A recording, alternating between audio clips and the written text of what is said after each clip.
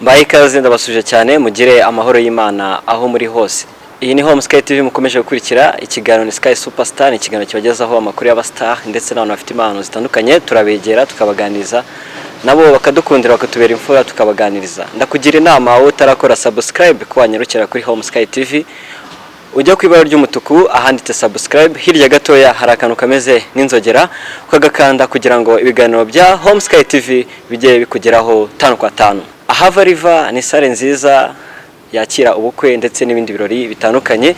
Nakugira inama wowe ufite ibirori bitandukanye ko wahanyarukira ukifatira iyo sare hakiri kare. Nkuko mubimenyere nagomba ndi njyenyine, mba ndi kumwe n'abastar batandukanye. Muri umwanya umustar mbafitiye no mukinyi wa theatre, no umuhanzi uririmba injyana ya dancehall, bamwita Iradukunda Christian nk'amazina ye yahawe n'ababyeyi, ariko abenshi bamuzi ku izina rya Zeus IC. Zeus IC, ngo ikaze mu kiganiro. Yaman wabaze cyane. So natajya nivuga nk'umuhanzi nk'ibisanzwe. Muri kasino nkina poka mbani nywera Coca-Cola, mbaca muri kumye ntawe uramenye icyo nkora, ndakora sinjya tsora kandi byongera n'ibingora, bikora gake cyane. You know me, I don't practice much, I don't do rehearsals, I got music diagnosis, yinjize kuri mic baby nka French kiss, cyo when atari music, we've got a match feeling, the shit is nickname pretend hopes into an ending. Zeus, umeze bite se brother? Fresh papa nk'ibisanzwe no bizi na birenze tu. Ndabona wifunze ku masaha yo sani bwoko ki? Ibi ni ibintu biri regular, ni ayise isanzwe, ntabwo ari ibintu bya tarurebye. Okay, Zeus bivuze iki? Zeus iki kibazo rero ndakugisobanura abantu benshi. Zeus bundi ni rituruka ku mana y'abagereki, so ni izina niswe kubera hari ibintu nakinagamo, so baza kumereza iryo zina, mbona ari fresh cyane ndanarikomeza cyane. Ibyo bintu wakiragamo ni ibiki? Na amateatre kera nkiri umwana nakiraga ibintu by'amateatre, so baza kumereza iryo zina Zeus rimwe muri teatre rirafata, abashuti n'iki bose bararimenyera, ndavuga ati nabirenze reka zende gumana. Uravuze ati reka ndigumane, uza gufata icyemezo cyo kuvuga ati reka ndikoreshe nk'izina ry'ubuhanzi? Nk'izina ry'ubuhanzi kubera ko izina nirikujije umuntu urumva ni Zeus, ariko narishizeho n'irindi bita IC naryo hari ikindi gice abantu bayibanze ku izina rya IC. Ndavuga ati ni gute nashaka buryo ki nkafata abo bantu babiri banzi nkabahuriza hamwe bakajya bumva ko ari wa mungu wabo, Zeus IC. Ubwo Zeus IC biba biraje ubutangiye muzike yawe? Buri ariko IC rifite n'ikindi gisobanuro. IC bundi bisobanura umuntu udakenera abantu benshi, udakenera approval cyangwa validation y'abantu kugira ngo akore ibyo akora. Ni umuntu wiyiringira nyine uzi ibyo akora. Ndijya rero watangiye kuririmba, watangiye gukora muzike yawe? Uravuga njya muri studio cyangwa ugiye natangiye kumva ko naririmba? Tangira ujya muri studio? Kujya muri studio nagiye muri studio bwa mbere muri 2016, nkora indirimbo ariko nari ndi kumwe n'abandi bantu twakoze collabo, so nago urumva tracks nago zabaga ari zanjye, twabaga tuzifatanyije n'abantu urumva, ariko zabaga ari zabo kubera ko barebo bazishyuraga, so nago navuga ko byari ibintu byanjye, ariko narabikoraga nkandika nkanabafasha kwandika gutyo kugeza igihe muri 2019 niyemeje noneho kujyaho nkakora indirimbo yanjye. Inspiration ya music wayikuye? Inspiration ya music buriya nta muntu utakunda umuziki, so kuvuga ngo ninjye ukunda umuziki kurusha abandi, nta muntu udakunda umuziki, ariko kuba narakundaga umuziki numvaga hari itafari ngomba gushira ngo umuziki, nuko nguko byaje cyane ku kijyanye na dancehall nk'injyana nkora, narakundaga cyane. Muri secondaire twagiraga ibintu by'amaboom, urabizi abantu bagiye biga muri internet, amaboom rero tukajyamo tugakora, none nkumva vibe aba bajama bo muri Jamaica baduhereza, nkavuga ati man nangi vibe ngomba kwizana ngaha mu Rwanda, nk'abatwikana Kigali bakavuga ati kabisa uyu n'umusaza niki vibe ugomba kuyizana hano mu Rwanda tu warayizanye kabisa. Hari cyane buriya ubu navuga ko aribwo biri gutangira, kubera ko mfite ibikorwa byinshi cyane bijyanye na dancehall, baraje babyumva mu gihe gitoya kabisa. Zeus, ubu tuvugana ufite indirimbo zingahe? Ubu tuvugana izo mfite ziri out ni indirimbo enye, hariyo bita Ninde, hariyo bita Bounce, hariyo bita Painkiller, hari n'indi bita All I Want. hari wumva ukunze kurusha izindi muri izo zose tubwiye? icyo kibazo kiragoye uzaza ntabwo wakunda, ni nko kuba ufite abana bakakubaza ngo muri aba bana bane ninde ukunda. Ibyo ari byo byose bose ubu bakunda, ariko buriya hari nk'ubuharaye wenda nka bucura, nka bucura. Ni ukuvuga rero ubwo nk'indirimbo iheruka niyo ndi kumva nkunze cyane muri iyi minsi. Muri make tubwire iyo ngiyo uharaye dukutiramo akapera. Okay, nta kibazo. You can always have it whenever you need it. The way you feel it, gotta never stop it. And when I do this, you also do that. It makes me feel like you want us to fix things. Interesting, we have a lot of things in common. Would you really stick with me even we're not in harmony? Trying to be your Mr. Right in the first place. You can always stop by whenever you roll by. Music ifata gute kuri wowe? Music nyifata nk'uburyo bwa expression, nk'uburyo bwo ku expressing ibindimo, ni ari ibintu umuntu abatekereza. Ariko iyo bigeze mu muziki buriya, iyo ugeze nko kuri microphone abantu barabizi cyane, bya bintu byose utekereza, bya bintu uba wumva bikuzitira, bya bintu bikubuza kugira ikintu ugeraho, bavuga ati ibi bintu ngomba kugira icyo mbivugaho. Wenda hari n'abandi bantu nabo bashobora kuba bafite ibitekerezo nk'ibi ngibi. Ngiye music imfasha gusobanura uwundi bwe. Muziki yawe ubwo yitangiraga atubwiye ni muri 2016 watangiye gukora collabo, nyuma uza gukora wenyine, ariko iyo collabo ndatekereza ko bitarageze hanze ngo ibashe kuba yamenyekana. Kiragiye ibintu byari bikomeye cyane. Wenda nuko n'umuntu ataberezaga n'umwanya cyane, nayikoranye n'abandi bahungu, ariko wenda sinavuga ngo nago bari ambitious, ariko bakoraga mu buryo bwo kwishimisha. So nanjye nuko nguko narimeze kugeza igihe nyine numvishe ko ibyo atari byo bintu ngomba gukora. Igihe numvishe ko ngiye ngomba gukora ibintu noneho biri significant, ibintu bizamereza, bizagira ikintu bimereza, cyangwa se bikanagira n'ukundi kuntu bingaragaza muri society. Yaman, umuziki wawe urifuza kugera he? Of course ndashaka ko umuziki wanjye ujya abroad, urumva, ku buryo uba worldwide. Ntabwo ari no kuvuga ngo wenda ari ikintu jya numva abantu bavuga ngo umuziki ukaba international, ariko ndashaka kugira ngo iwe ahubwo intercontinental. Utaba international ahubwo intercontinental. Numva kubera ko international umuziki ugarukiye muri Uganda abantu bavuga ngo uri international. Ndashaka kuba intercontinental, umuntu wo muri Latin America aje yumva umuzigo wanjye, yumve neza muri Aziya, i Burayi, muri Amerika, ahantu hose nyine. Nicyo kintu nshaka gukora. Byumva Nazize wese kugira ngo umuziki ube intercontinental biragusaba imbaraga zidasanzwe, ziragusaba ibintu byinshi cyane, uri kumva wapfa kubigeraho mu buryo bworoshye. Nta kintu na kimwe cyoroha, nta kintu na kimwe cyoroha ntazajye umuntu ukubeshya. Buriya ibintu byose biravuna, rimwe na rimwe ukumva wanabivuyemo, ejo ukagaruka ukagenda ukagaruka, ariko nicyo kintu tubereyeho, kuko n'ubundi ndetse n'umuziki nkagira n'ibindi njyamo nabyo byamvuna, urumva. Ariko niba ari ikintu nshobora kuvuga ngo ni decent art, urumva, wenda ku kijyanye na music nicyo kintu numva nshobora gukora kandi nkagifeelinga ko ndimo ndagikora neza cyane, narimo ndakora ku mabwiriza y'abantu cyangwa se ukuntu abantu babishaka. Zose uravuze ati ngo uretse umuziki ukawuvamo wenda ukawajya no mu bindi ngo biravuna, ariko se utekereza kubona uramutse udakora muziki wakora iki? Ntacyo nakora rero, ubwo nyine ntacyo nakora. Ngomba gukora umuziki uko byamera kose, uko bizamera kose ni umuziki ngomba gukora. Muri make kama mbaye ugomba gukora umuziki gusa, n'ibindi byose nzakora nzabikora binyuze mu muziki, ibindi nzageraho byose nibizanyura mu muziki. Sasa kuva muri muziki, kuva muri théâtre ukajya muri muziki, bivuze iki kuri wowe? Nekereza ko muziki na théâtre byose ni bimwe, kubera ko ni art, urumva, nuko entertaining abantu kandi nanone ukagaragaza ibikurimo, urumva. So nekereza ko ari ibintu ni kimwe, wenda igitandukanye n'uburyo abantu babikoramo. So rero ngiye nekereza ko byose ni bimwe cyane. Ni bimwe gute? Ntabwo ari bimwe. Bimwe gute dusohora uburyo ari bimwe aho ngaho? Nyine ku actinga n'ubundi abaye ari muri théâtre umuntu aractinga, no mu ndirimbo umuntu aractinga.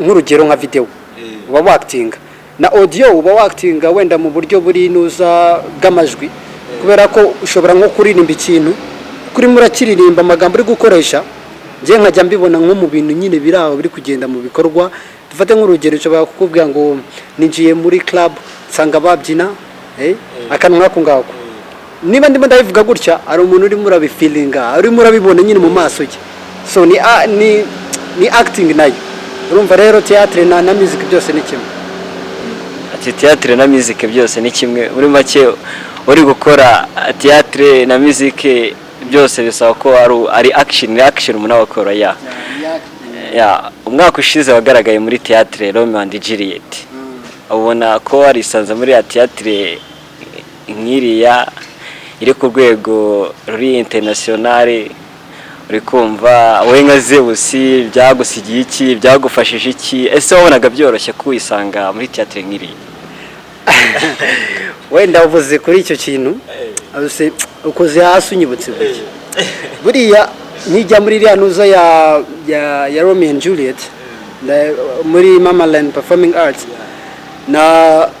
nagiyemo mu by'ukuri ntago nari mfite gahunda yo kubijyamo gusa nuko naciye ahantu numva barimo baravuga ibintu ndavuga ati nanjye reka ngiye mu tundebe naragiyemo ebana nta nubwo byangoye kubera ko nagezeyo bitewe n'umudirector wari uhari urimo rapikinga abantu ambonye anyumvishije ebana amahirwe nta n'ikindi kiguzi nta n'ikindi kintu ansabye ni iki kubera ukuntu yayumvisha ukuntu nyine kubera inyota nari mfite wenda n'ubushobozi nari mfite ndanamushimira na mukama kabisa ndamushimira cyane hanyuma ubwo ngubwo twaragiye nyuma mbere yuko tujya gukora performance nyine twabanje kuzenguruka media ama media houses nyine harimo urayumva nyine ntago ndi buyavugira ngaho ari aho twagiye muri studio yaho nibwo bwa mbere nari ngiyemo nimara kugira muri studio yaho ndebye vibe yari ndebye kuna abantu barimo baragira abantu bose barimo n'uburyo hameze byane ishyari ryatari ndavuga ati man next time ahantu ngomba kuza ari nge main guest arumva atari ukuvuga ngo nsanye n'abandi ngomba kuza ari nge main guest rero nuko nguko byavuze ati uburyo nzabikora niki ngomba gukora umuziki kabone nubwo byantwara umwaka umwe imyaka ibiri imyaka ingahe ariko igihe kimwe ngomba kwicara hari ahantu ari nge mushyitsi kabisa w'imena ati ngo ndashimira director mukama wanjye Jean de Dieu ya ni umuntu w'intwari cyane n'umuntu w'umugabo byo kumushimira ni ibintu byiza uravuze ati ahantu mwinjiye ubona vibes uravuga ati utangomba kugaruka ari nge main actor ose ari ikintu gukora kugira ngo icyo gihe uzagere uri main actor nkuko bivuga cyangwa umva niyo mpamvu wumve inyota mfite nago nje ndi buje nkari ngo nkubeshye nk'ababanzi bakubwira ngo urareba muri iyi minsi ngo ndi focused urabona ngo mfite focus ku kintu wapi nje nago ndi focused ahubwo ndi obsessed nyine nsa nk'umuntu nago nzi nahumiye ku kintu kimwe urumva nago nshaka kureba n'ibindi biri ku ruhande urumva ndi obsessed nyine ndareba icyo kintu nkavuga ati iki kintu ni nakigeraho zaba mfelinze mu buzima bwanjye urumva nicyo nkubwira rero icya music nabwo no kuvuga wenda ngo kugera aho hantu ndavuga niba narageza muri iyo media house nkabona ni neza urumva igihe kizagera amagere noneho marenge ntekereza no kujya wenda nko muri studio za BT urumva ngiye muri studio z'ama televiziyo internationale cyangwa se mu mashows atandukanye cyangwa se bananumire mu makaminuza akomeye ngende mbahereza ikintu bita umuziki bambaza ubundi umuziki bawukora bati nicyo ngicyo to birumvikana bro birumvikana byose bisaba gukora kandi ugashyiramo imbaraga byose birashoboka hanyuma iki kibazo ngiye kubaza Zeus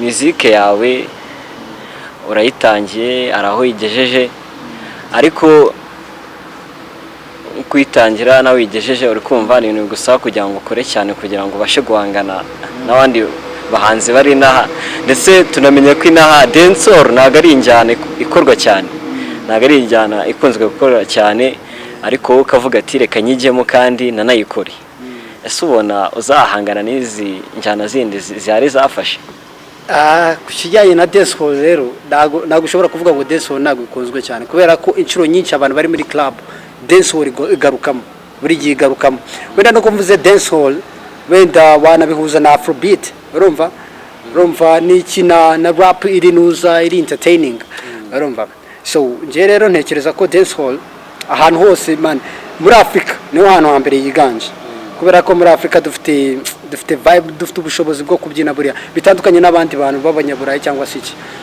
So rero navuze ati niba umuntu yumvisha indirimbo yanjye agomba kuyumva nibirangirira nibibe nka kwa kundi umuntu yumvisha indirimbo yanjye ngo ayumvishe ngo aryamye kugira ngo imuhe ibitoza asinzire. Oya wapi aho ngaho wapi, ndagira ngo niba umuntu yumvisha indirimbo yanjye niba yicaye mu nama Imana akaguru nyine akarenge bagira ngo bagakubita nyine noneho, cyangwa se niba yumvisha indirimbo yanjye umutwe uba umeze ngo gutya cyangwa gutya nyine urabona ukuntu nyine bigeze nyine. Ndagira ngo umuntu ajya feelinga vibe yanjye nyine. Niba wari uri kumva indirimbo uri muri nuzu kwihangana nyine wumve Imana ntago rino jambo ntago narisimbuka ku buryo buri muntu agomba kumva ikintu cyanjye kandi akacyumva neza kikamuryohera bikarenga no kuryoherwa akajya ikintu n'ahantu nyine bikaba nyine nicyo bita entertainment.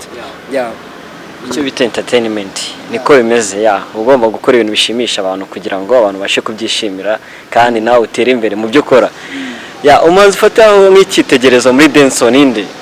Dancehall muri dancehall rero harimo abahanzi benshi nemera. Dufate nk'urugero wenda cyane cyane abo nemera n'abo muri Jamaica.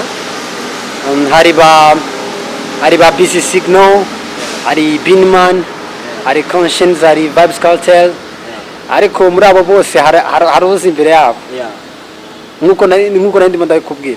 Uwo ngo mvuze bwa nyuma umuntu mvuze bita Vibes Cartel man nkunda staff ze nyine iyo David nuzaze ndavuga ati man banumva sinzi ukuntu nabivuga mbese banumva nk'uyu munsi biba ari nka chance akambwira ati ndashaka gukorana na collab nawe urashaka dukore mu y'indirimbo yanjye. Umva nasara indirimbo ze zose namubwira ati izi zose ndazijyamo. Namubwira ati ngo zose ndazijyamo. Icyo gihe nawe waba urengereye ushobora gufatamo imwe kuko kubwiye ngo ndashaka uhitemo imwe. Icyo gihe uvuze zose waba ugaragaje imbaraga nyazawe ndatekereza ariko byaba bimeze. Oya indirimbo zose njye nabamweretse ko mbere na mbere vibe ya dancehall ndayifite. Iki ntabwo ari ikintu ndi butinde wenda umuntu ashobora kuvuga ngo ndimo ndikina siyo, ariko ahantu hose nakoreye ama freestyle mu kintu kijyanye na dancehall nta beat yo muri dancehall nakora ngo numve irangoye cyangwa se irankoroze. Oya so impamvu nkubwiye nyine ngo namubwira ngo dukore kuri zose kubera ko indirimbo ze zose nazikunda byataye ndazikunda kandi agira vibe mbese vibe afite niyo nanjye ndayishaka kabisa kandi ni ikintu ndaryoherwa cyane n'icyo kintu nanjye nshaka gukora. Ndavuga ati ngomba kuzajya nkora ibintu bituma abantu baryoherwa. Urareba nk'ubu ngubu ntabwo hari tuvuge wenda sinzi nibuze ibibazo afite ntabwo ari muri jail ariko ntabwo abona uburyo bwo gukora indirimbo ariko still ntacyo buri cyumweru hasohoka nk'indirimbo ze ebyiri buri cyumweru indirimbo ze zirasohoka afite ibintu byinshi anyigisha no kuba hard working nyine n'iki barakora ntabwo yitangwa ibintu biragera ate akora byinshi numva abantu bazihitiremo. Man watubwiye ngo mu ndirimbo zawe ngo ufite ngo imfura ngo ari niyo wise bucura ariko ndatekereza ko atari yo bucura no kwenda ni muri iki gihe sasa noneho ushaka imfura okay imfura ntabwo iri dancehall ni rap nyine isanzwe ariko nta kibazo okay iragenda gutya ni intangiriro nziza zo guhanga ibishya gunshaje 2020 mu mwaka namye ndota mu gihe kitari nyacyumdi n'ibyakabaye bisa gusasa inzobe siko sana ugisasire igitiyo kitwa igitiyo nabyigihiko kinini ndacyari fresh mu mutwe sinkoresha ibinini gusigiriza simbikunda sinana bikora banyisigitsire sinjya no mu mwanya utakare igihangana duhora muri ryo riza na adversity bikunda kubi cyane kuko byongera diversity kuguma nibyo byawo huga stickinga on nigumencho wakwishoboza sense balance reduced hagati aho seasons nibabigombera na mood sinemera nje timo yica work ethic sindakwemera timo chasing perfection teamwork n'umwanzi hugikunda yangu borders I am that ambitious for the money with my passion like it's for the losers with the leaders not the followers the difference of uniqueness is the one to determine where to go you ain't got no clue you don't even know the car rules man Zeus I see man urumva ko ubujyanye mu mfura ari igihe umuntu aba yagoswemo kantu gatoye ntabwo umuntu aba yibuka ibintu neza cyane ariko kubera ko bari je mpanara yanditse nta jambo na rimwe umuntu yanciriyemo ntago byananira bisa no muri rap atakaramo neza cyane bari mubi cyane twinjiye mu buzima busanzwe Zeus Ice ugize amahirwe gusubira ahahise hawe nicyo wakosora mu buzima bwawe? ahahise se icyo kibazo kirakomeye, ntabwo nzi ikintu nakosora. Nk'urugero simbizi nawe. Urugero ndi kuvuga ati hari ubuzima uri kunyuramo muri iki gihe ukabona ibintu birakubangamiye ukavuga ati iki kintu iyo kitaza kuba wenda bikagenda gutya, wenda ibintu byanjye byakagenze neza cyane. Ni urugero nk'ubwo ngubwo. Ikintu kitari kugenda neza se manu urimo urancanga cyane. Reka ngufashe, reka noroshye ikibazo, reka ngufashe nk'urugero uri muri muziki. Uri muri muziki ariko wenda hari uburyo yitangiyemo wenda bugoranye, ukavuga ati wenda ninjira muri studio bwa mbere byarango wenda kujya mbona amafaranga wenda yo kujya muri studio bwa mbere, cyangwa nabuze support, ariko ukavuga ati byibuze nshubije inyuma wenda nkahitamo wenda ubuzima bwo kuvuga ati nkahita mbona uburyo bwa studio ku buryo bworoshye, nkakora nkabona izo promotion nkatera imbere nk'abandi. Buriya nsubiye akantu kanjemo, nsubiye inyuma, kera nari mfite ikintu cyo gutegereza, kwihangana cyane. Nari mfite ikintu cyo kwihangana cyane. Urabona inshuro nyinshi abantu batubwira, abantu bavuga ngo kwihangana ngo birishyura, ngo patience pays, urumva. Ariko hari igihe mbona patience ahubwo ubwayo ituma abantu batagera ku kintu bakwiye kugeraho. Urareba nka gutya njye nyitangira music, narandikaga inshuro nyinshi, nkandika wenda nkanabona n'uburyo bw'amafaranga wenda nyiga muri secondaire. Urareba kwa kuti bagorezaga nka argent de poche ukajyana ku ishuri, ariko nkatekereza ko gukora umuziki ari ibintu bihenze cyane.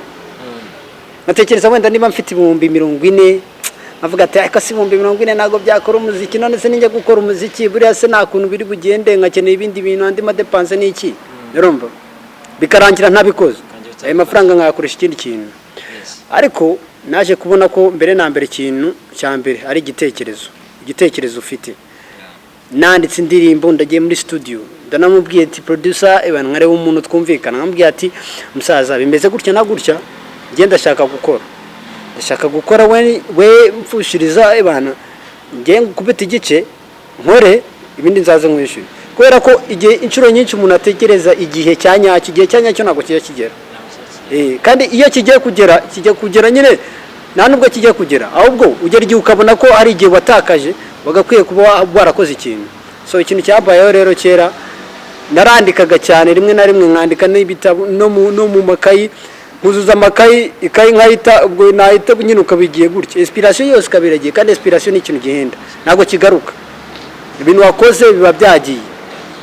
Niyo mpamvu rero nkubwira ubu ngubu ikintu cya mbere nkora, igitekerezo cyose mbonye bihita ngishyira mu bikorwa. Ntabwo ibintu byo gutegereza, kwihangana oya. Muri make ikintu wakosora, kuvuga ikintu wakosora nuko ibyo watekerezaga kiragihe nubishyire mu bikorwa, zisa no kwita ubishyira mu bikorwa cyane. Biriya bintu ari nk'indirimbo nigeze kwandika, urumva nari mfite igitekerezo cyiza, urumva ndayandika, ifite na vibe nziza n'iki, ariko sinayikora till n'uyu munsi. Ndakicuza impamvu nakoze iyo ndirimbo, kandi icyo gihe nayo ifite uburyo bwo kuba nayikora, ariko kubera kwitinya, kubera ko nta bantu nari nziranye nabo mu muziki, nkumva nyine abantu batari bunyakire neza. Nuko nguko byagenze. Mu buzima bwa high school nicyo kumbuye? Ikintu nkumbuye boom.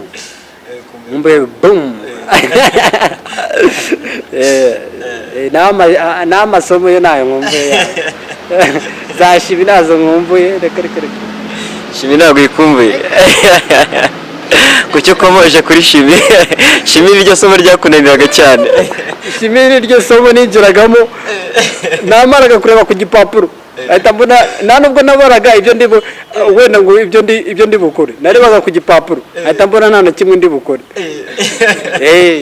Muri make wahitaga wirukana ukavuga ati nge reka ku mutwe kunuza kuri desk nkisinzirira, cyangwa se ashaka uburyo nisohokera nkagiye, cyangwa wamiraga nk'abandi bongeraga bakandukura ibibazo. Reka nge ntabwo nagoranaga, igipapuro nagisubizaga umwarimu ko yakimpaye. Zeus arancishije cyane. iyo ufite ikibazo ninde ugisha inama? mbere na mbere ikibazo cyanjye mbanza kugisha, iyo mfite ikibazo mbanza kugisha nuza umutimanama wanjye inama kabisa. Nicyo kintu cya mbere numvira kurusha n'izindi nama ziturutse mu bandi bantu. Umutimanama wawe niwe ugisha inama bwa mbere, ubundi ugafata intera yo kuba wagisha abandi inama. Nyine umuntu ugisha inama nyine ndashaka wirekure uvuga ati wenda nagisha inama umuvandimwe, ababyeyi, inshuti. Urabona buriya ntawe umenya ikibazo cy'umuntu. Buriya nshobora kukubwira ikibazo cyanjye ariko ntucyumve nk'ikibazo, ukacyumva ko ari ikintu kiri aho gisanzwe. Urumva ari ibintu bisanzwe nyine, ari nka bya bibazo usanzwe wumva nyine. So rero yego nawe umuntu abagisha inama ariko ntabwo ari bo bagufatira umwanzuro. Nyine wumva views zabo nyine uko babitekereza n'iki, ariko ntabwo ari burambirizaho ngo uvuge ati aba bantu ikintu bambwiye nicyo saba. Nireko sa mu bwana bwawe wakoraga kugira ngo uriveho bikakugora, ukaba wararivuyeho bikugoye?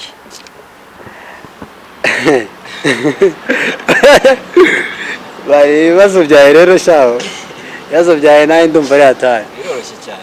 Ariko hari ikibazo nagiraga nyiri umwana nagiraga ikibazo cyo kutumva uburyo umuntu abasha kurya afunze umuntu. Arumva ibyo bintu sinzi niba ari n'abandi bantu ibyo bintu babigizeho ikibazo. Nabaga ndi nko kwirira, urumva bakaba barankubise ko wagiye urya ufunze umuntu. Ibyo bintu byarangoye cyane, umva kugira ngo mbimenye. Nabimenye nkuze menda ngeze nko mu myaka 10 gutyo nibwo natangiye kumenya uburyo umuntu arya afunze umuntu. Ugikira football, wakinya football wowe? Bana yanjye oya ntago udatuma niteza abantu hano. Arabishaka kwiteza. Nje baranze rwose, baranze ukiretse baranze ku bibuga byose byani Kigali. Ubu nta hantu najya ngo nsaho umukino bawunyine. Muri bake barakuzi hano muri Kigali, nta kibuga batakuziho. Kuva ku Mumena arumva ukagiremera hano bashyizeho arena, dore nibo bari abantu nibo bahise batwirukana. Bari umupira wanjye wahise urangira hariya, arumva hari ahantu habaga arena, kiriya kibuga cyari icyanjye barabizi. Kicukiro nawe urabizi. Iyo saha wambaye iyo saha gira icyo tubwira kuri iyo saha. Iyi saha rero bayita IC, bayita IC.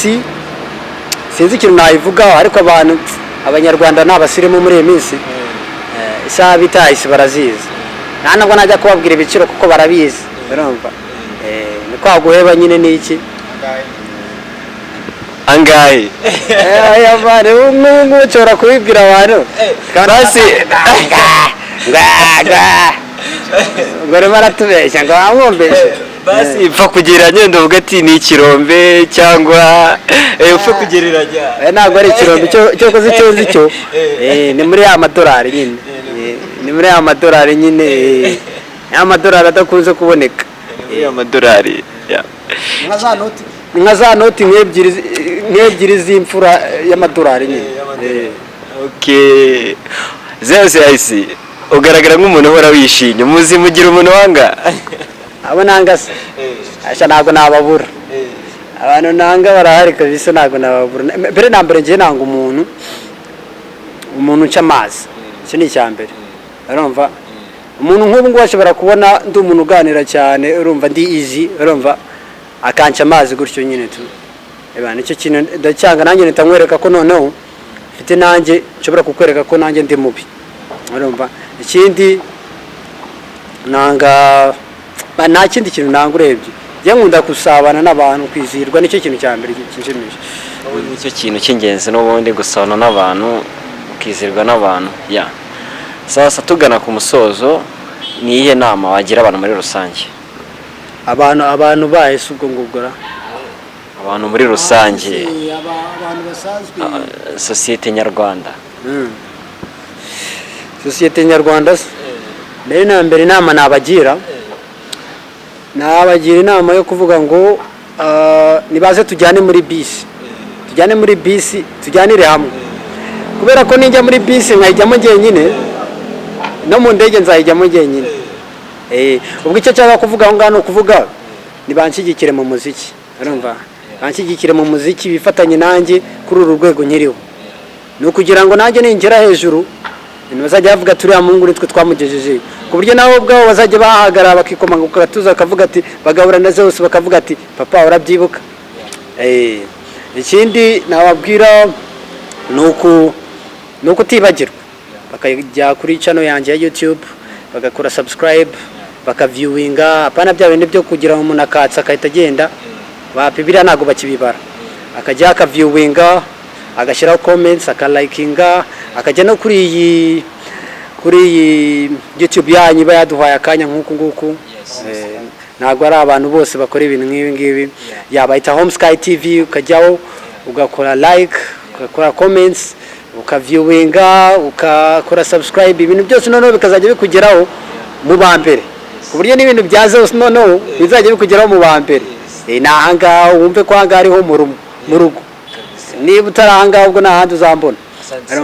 Kandi ikindi nabashimira cyane murimo murafasha umuziki nyarwanda, kubera ko ari igihe byari bikomeye kugira ngo umuntu abashe kugera kuri televiziyo abantu bamubone, ariko gutyo ubu ngubu umuntu abasha kugera ahantu henshi hatandukanye, i Burayi bakakubona, bakakubona, ukohereza umuntu link agahita akubona bitarinze yuko ngo ajya gushaka televiziyo Rwanda cyangwa se cyangwa se indi televiziyo cyangwa iki.